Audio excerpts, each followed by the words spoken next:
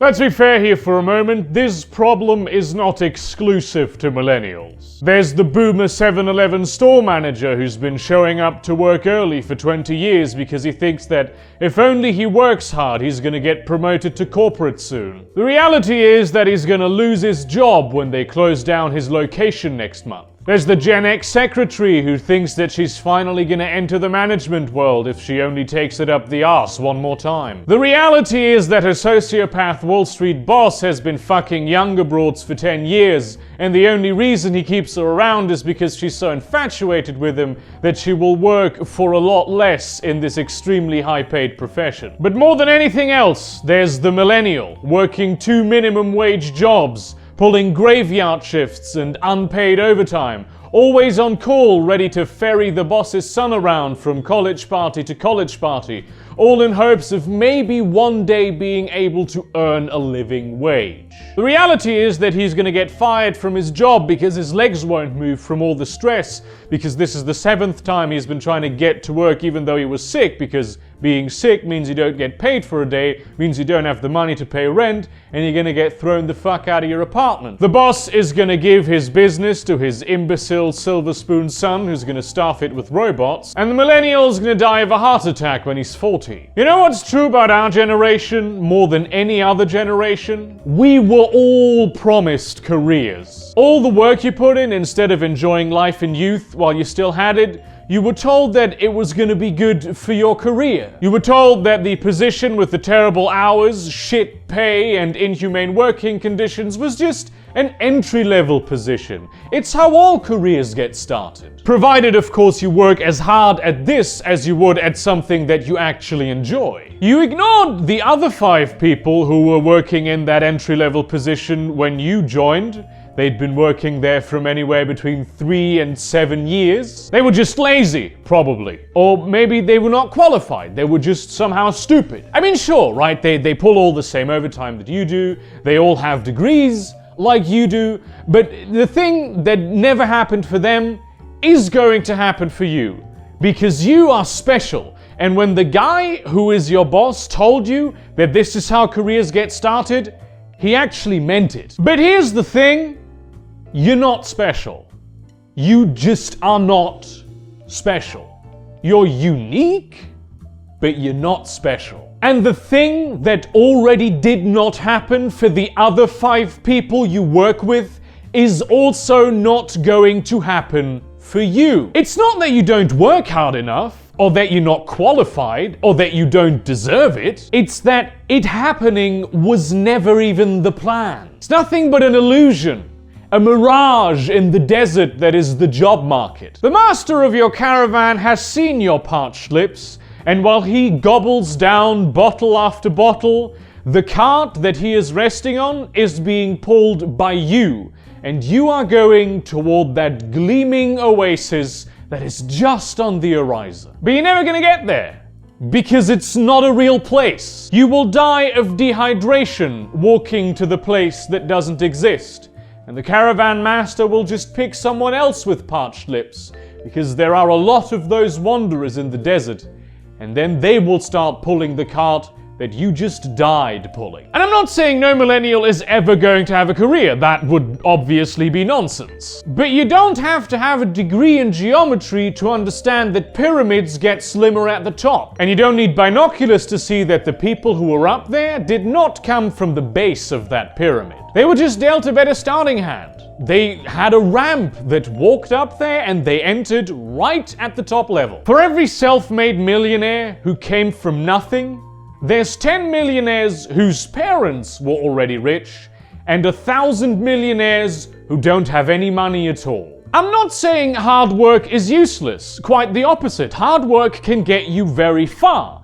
The thing is that you need to be able to apply your hard work somewhere where it will actually move you forward. When you see a car stuck in the mud, tires spinning in impotent desperation, that car is doing hard work, but it's not going anywhere. That is what hard work on its own is. It's gonna stress you out, it's gonna eat up your fuel, but it's gonna do nothing for you because it doesn't have any traction. But we all buy into this myth somehow, that if only you work hard, you will be successful. And who tells us this? Well, people who have made it. There are three kinds of successful people who tell you that working hard is the only thing you need. There's the people who did actually work hard, and they just so happened to come into a situation where they got traction and that hard work paid off. There's the people who did not work hard, but just got massively lucky and just assume that they must have worked hard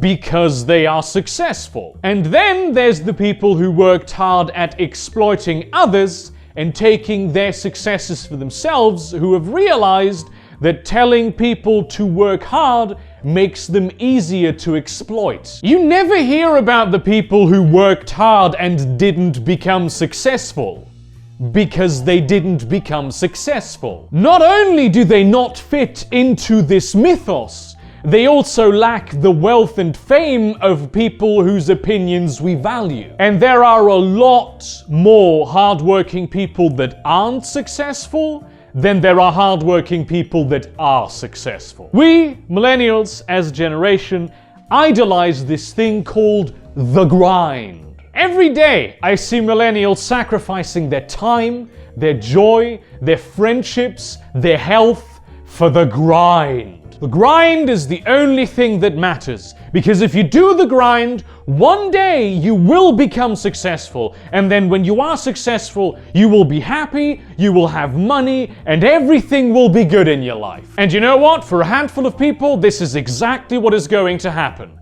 But statistically speaking, you are not going to be one of them. And it's no surprise that you do this, because all your life you've been told that the only way to become happy is to have a successful career and make a lot of money. The good news is, this is not true at all. It's just part of the lie that you were fed to make you more naive and easier to exploit. When you go on the grind, you are sacrificing 4 things. Number 1, when you are on the grind, you are sacrificing money. You are working for a lot less than you would have if you knew that this was what you were going to be doing pretty much forever, because you think you're going to get more money in the future. So instead of insisting on adequate compensation now, you allow yourself to be worked on to prove your worth to people who do not value you. Number 2, you are sacrificing time. You will work ungodly amounts of time, you will have terrible commutes, and you will have horrible shifts. You do this because you think that if only you sacrifice this time now, at some point in the future, you will get a position where there's better time and you will have more time to enjoy things that you actually like. Number 3, you are sacrificing your health. Working hard is detrimental to your physical health, and working hard is detrimental to your mental health. This is the reason why people who work in extremely dangerous or hard and destructive environments usually get paid a lot more than people who work, say, in an office. You do this because you think that if only you just put in the extra time, you do this extra work, you just stretch yourself to the limits, you go to work, you do not go to the doctor about that weird poking in your chest that you've had for maybe like a couple weeks. No, you have to go to work, you have to put in that extra time, because if you do it, at some point you will have more time, you will be less stressed, and you will be more healthy. Number 4, this is the most important one, you are sacrificing happiness. When you have no money, you cannot afford to do the activities that make you happy. When you have no time, you do not have the time to enjoy the activities that make you happy. When you are unhealthy, you cannot engage in the activities that make you happy. You are sacrificing your life happiness,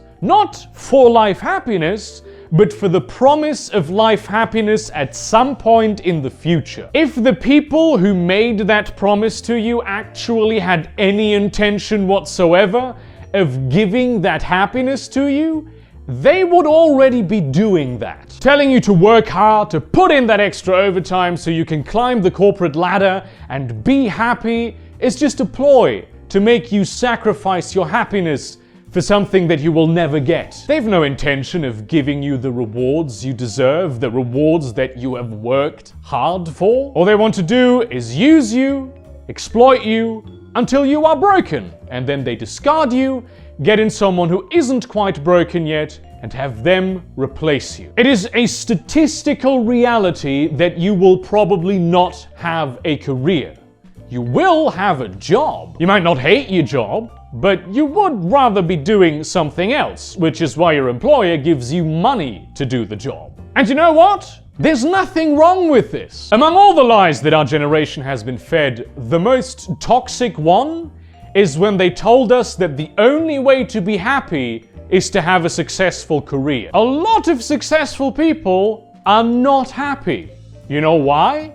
Because they all wish they had invested their time, their money, and their health into activities that actually made them happy, instead of not doing that and investing these things into activities that do not make them happy so they will become successful. They followed this promise, this spectre, this will-o-wisp into the bog, and now that they are drowning, they are realizing that they have postponed their happiness so far that there's no more time left to enjoy it. This is why jobs must pay living wages, so people can be happy. There's 1,000 ways to be happy. You can be happy through your friends, through your hobbies, through your family, through doing good in the world. It's not going to be your warehousing job that makes you happy. It's going to be fishing on the lake with your mates. It's not going to be your secretary position that makes you happy. It's going to be the time that you put in for free at the soup kitchen,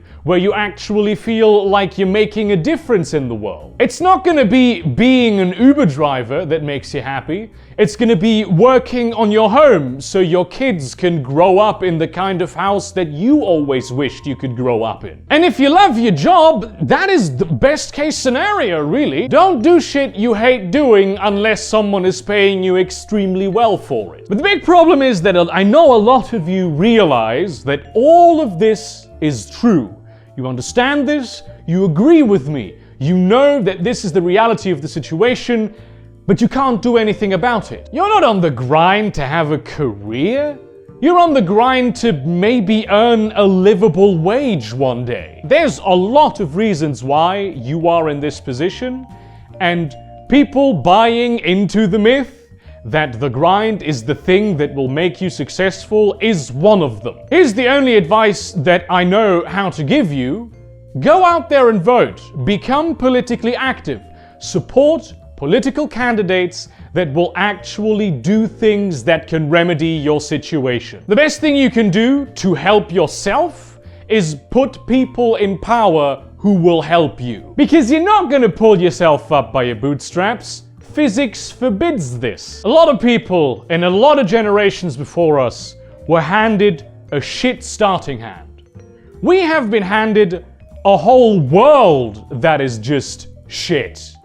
Do not fall for the lies of the people who made it shit, because they want you to believe those lies not so you can make it better, but so they can exploit you. Stand up for yourself, stand up for others, and have others stand up for you. Thank you very much for watching. Help me advance my YouTube career that I have been grinding very hard at by liking, commenting, subscribing, and posting this video too, but not spamming your relevant communities. Possibly consider supporting me on Patreon, maybe buy some of my merchandise, or follow me on Twitter. I don't say many interesting or cool things on Twitter, but do it anyway. In that spirit, do work hard if you know it's getting you somewhere. Really, do. Do work hard if you love what you are doing. But maybe also take a break sometimes. I mean, there has been studies done, I didn't include this in the regular script of this video, there has been studies done that at some point, when you work more and more and more and more, you get diminishing returns. And ultimately, when you work too many hours in the day, all of the time that you work, you will be less efficient at working. So take a break. Have a whatever candy bar you like. Doesn't have to, I'm not sponsored by anyone. And see you around, cunts.